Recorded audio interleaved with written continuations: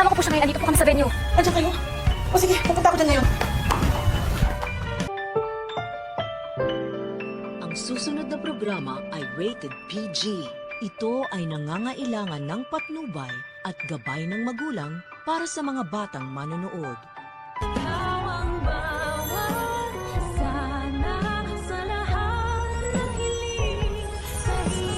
Pwede naman na magstay ka muna para kasayin natin yung mga bata.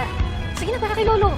Habang nag-aabang ang lahat sa tuluyang paggising ni Lolo Pepe upang mapirmahan niya na ang last will and testament, ay abala naman itong si Giselle sa pakikipagpatintero at pakikipaghabulan sa kanyang anak na si Justin. Na sa kasamang palad ay mababalitaan pa nga ni Giselle sa kanyang kapatid na si Ubeng na si Justin ay papunta na palang Amerika at balak nga ni Eric na hindi na sila muling bumalik ng Pilipinas. Kaya naman sisisihin ni Giselle si Robert kung bakit daw hindi nito sinabi na babalik na pala ng Amerika ang kanyang anak. Wala daw siyang kaalam-alam kaya naman hindi niya matanggap ito. Pero ayon kay Robert ay masakit man, tanggapin na lang ni Giselle na ayaw talaga siyang makita ng kanyang anak. At parang pinapahiwatig ni Robert kay Giselle na mag-move on na lang ito.